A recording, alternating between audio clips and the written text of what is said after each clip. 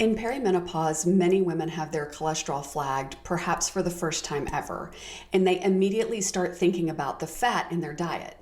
What they don't know, because no one told them, is that blood sugar is a significant part of the cholesterol story, especially in perimenopause and postmenopause. And this is really unfortunate that we aren't told about it because blood sugar is something you have direct control over. And in taking that control, you have the opportunity to shift your cholesterol in a healthy direction. My name is Stephanie Dunn. I'm a registered dietitian and the founder of Feed Your Intention. I guide women to nourish their wellness and reclaim their wholeness. And today I want to talk to you about one, how your body's ability to regulate blood sugar directly affects your cholesterol profile. Two, why that connection becomes more significant in perimenopause and postmenopause. And three, what you can actually do about it. But first, let me explain how blood sugar regulation works.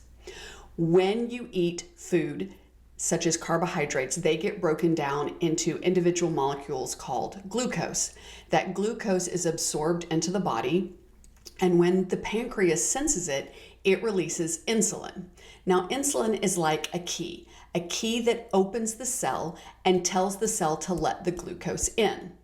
So you eat these carbohydrate-containing foods, the glucose gets into your body, the pancreas releases the insulin, and the glucose and the insulin flow around in your blood with the insulin opening the cell and the glucose going into the open cell. In doing so, the blood glucose levels come down. Now, this insulin works on basically every cell in your body. There's a few that it doesn't impact, such as your brain. Your brain can directly take up glucose without any insulin because insulin cannot cross the blood-brain barrier, but glucose can. But for the most part, your cells need insulin in order to let glucose in. Now, if a person experiences blood glucose spikes repeatedly, at first the body will produce more insulin and the cells will respond to that increased level of insulin by opening up and letting more glucose in. But over time, if these blood spikes of glucose continue, the body will become what is called insulin resistant. And what that means is the cells basically stay shut. They stop opening when the insulin comes around. And that causes more glucose to float around in the blood. Now, the body does not like this because glucose floating around in the blood, too much of it, can cause damage to arteries and tissues.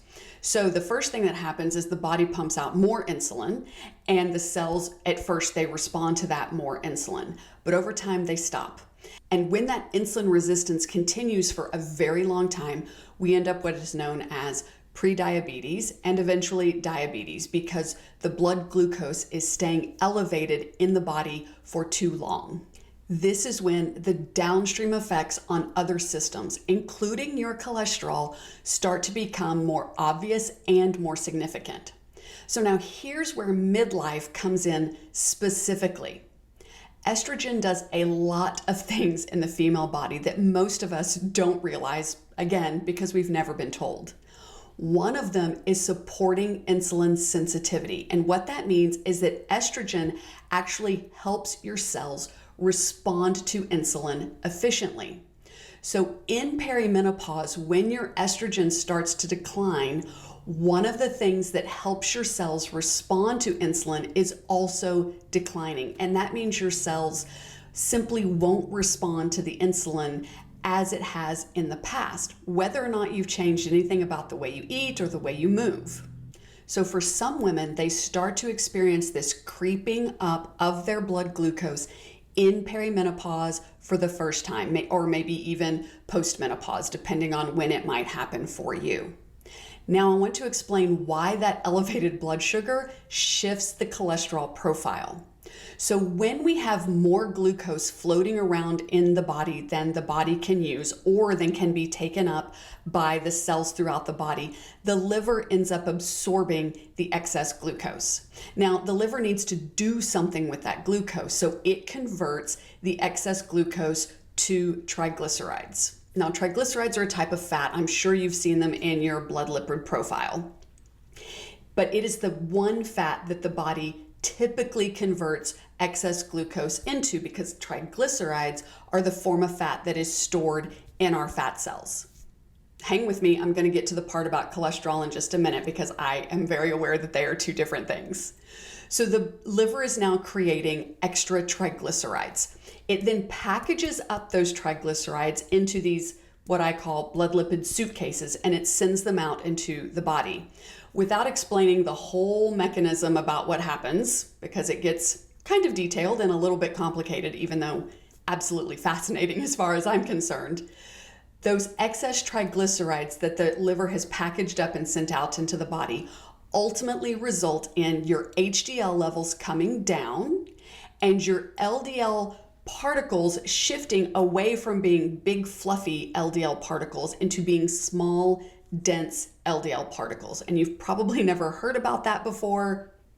Again, that's a bigger explanation than this video can handle, but those small, dense LDL particles are way more likely to damage your arteries, to lead to arteriosclerosis, which is those deposits in your arteries, and to cardiovascular disease than the big, fluffy LDL particles. So that excess glucose, whether it's coming because of the food you eat or because of insulin resistance, is going to shift your cholesterol profile away from the healthier profile that we all want towards the more dangerous profile of less HDL and smaller, more dense LDL particles. So that's all well and good, but I am sure you are wondering, what can you do about it?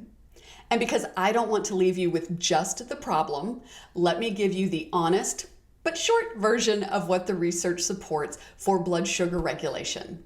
Because fortunately, blood sugar is one of the few things in the body that we have lots of control over. Here are 4 things you can focus on to help keep your blood sugar levels in the optimal range. Number 1 is your food choices. Food is the most powerful lever we have when it comes to blood glucose regulation.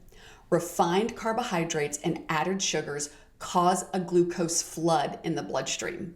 By reducing those types of foods and, when you choose to have them, pairing them with fat, protein, and fiber, you slow how quickly the glucose enters your body, preventing those harmful blood glucose spikes that I talked about. Number 2 is to move your body, especially after you eat. Most of the time, your muscles need insulin to take glucose in from the blood, but that's not true when we are moving. Working muscles can pull glucose from the bloodstream without insulin. So going for a short walk right after you eat allows your muscles to pull in some extra glucose that it might not otherwise. Number 3 is to get enough high-quality sleep. When we don't, our cortisol levels rise. Now, when we feel stressed, our cortisol also rises. So number 4 is to reduce unnecessary stress, because cortisol increases blood glucose levels and can eventually lead to insulin resistance when that cortisol is chronically high. So by getting enough quality sleep and reducing unnecessary stress, you will be supporting healthy glucose levels. Now, of course, these 4 are not the complete picture of how to manage your blood glucose levels, nor about how to reduce your cholesterol levels, certainly. However, each of these are a real, evidence-based starting point that, when applied consistently over time, can help get your blood glucose levels in a healthy range, and that will ultimately help shift your cholesterol back to that healthy profile that you are seeking. What I've covered today is the mechanism, what's happening in your body and why it matters. But there is a much bigger conversation to be had about cholesterol in midlife, what your numbers actually mean, what else is worth asking your doctor to test, and what a complete evidence-based approach to managing cholesterol naturally actually looks like.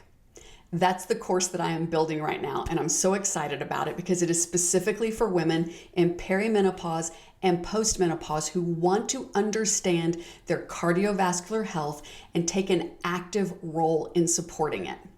If that sounds like something you want to be a part of, the waitlist is open. I'll leave the link in the description and in the pinned comment below.